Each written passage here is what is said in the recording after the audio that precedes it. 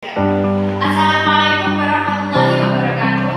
Perkenalkan, saya Kamila Desania Putri. Saya Desma Hayati. Saya Syahra. Di sini kami akan mempresentasikan tentang hadis berdasarkan segi kualitas. Pembagian hadis dari segi kualitas. Secara bahasa, kata hadis berarti komunikasi, cerita, percakapan baik dalam konteks agama atau duniawi. Sedangkan secara istilah, hadis berarti segala sesuatu yang disandarkan kepada Nabi Muhammad SAW, baik itu yang berupa perbuatan, perkataan, dan ketetapan ataupun sifat. Adapun dari segi kualitas sendiri, hadis dibagi menjadi tiga. Yang pertama hadis sahih, hadis hasan, dan kemudian hadis dhaif. Pertama, saya membahas tentang hadis sahih. Kata sahih menurut bahasa dan kata sahih yaitu suhan, kesihatan dan sahabat. Yang menurut bahasa berarti yang sehat, yang selamat, yang benar, yang sah dan yang benar. Para ulama biasa menyebut kata sahih itu sebagai lawan kata dari kata sahih atau sakit. Maka hadis sahih menurut bahasa berarti hadis yang sah, hadis yang sehat atau hadis yang selamat. Istilah menurut sufi hadis sahih adalah hadis yang sanadnya bersambung, diriwayatkan oleh riwayat yang adil dan berbeda hingga bersambung kepada Rasulullah atau pada sanad akhir berasal dari kalangan sahabat atau manusia atau kejanggalan ataupun hilang. Berikut persyaratan beberapa hal yang untuk menjadi hadis sahih. Yang pertama, sanadnya harus bersambung. Kedua, para rawi yang adil. Ketiga, dhabit yang sempurna. Keempat, tidak ada syudud atau syad, dan yang lain tidak ada ilah yang berat. Hadis sahih menurut para ulama itu ada dua. Yang pertama yaitu hadis sahih al-Hidani dan hadis sahih riwayat. Hadis sahih Hidani, hadis yang melengkapi setinggi-tingginya sifat yang mengharuskan kita menerimanya. Dengan demikian, penyebutan hadis sahih Hidani dalam pemakaian sehari-hari pada dasarnya cukup memakai sebutan dengan hadis.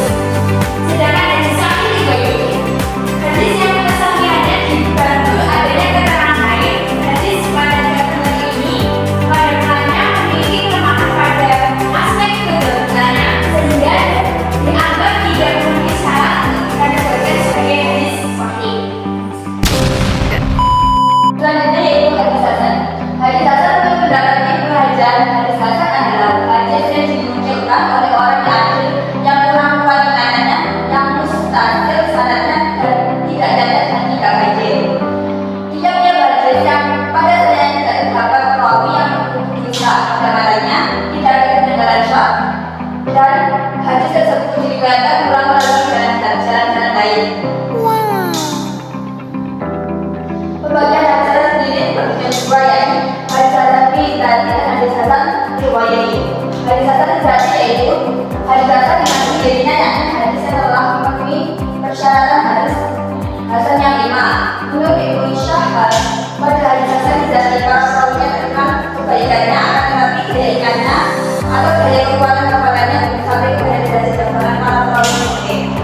Sedangkan hadis hasan riwayat yaitu hadis yang sanadnya tidak sepi dari seseorang yang maksud tak nyata keinginannya, keahliannya, bukan berupa banyak yang salahnya, tidak tanpa adanya sebab yang menjadikan bahasa kebenaran hadis adalah baik berdasarkan kenyataan, semisal dan semakna dari sesuatu yang seperti lain. Selanjutnya adalah hadis dhaif. Kata dhaif menurut bahasa berarti lemah sebagai lawan dari qawi, yakni kuat.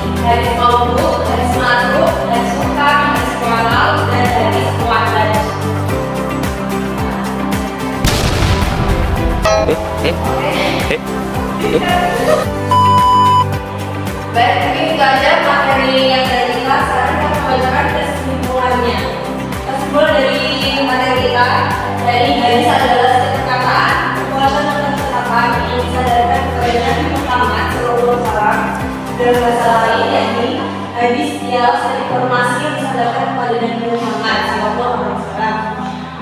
Dan hadis merupakan sumber ajaran Islam yang kedua telah dibukukan pada masa pemerintahan Umar bin Abdul Aziz.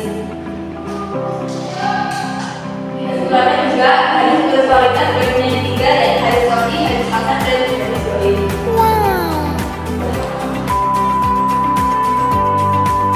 Mungkin cukup sekian presentasi dari kami. Bila ada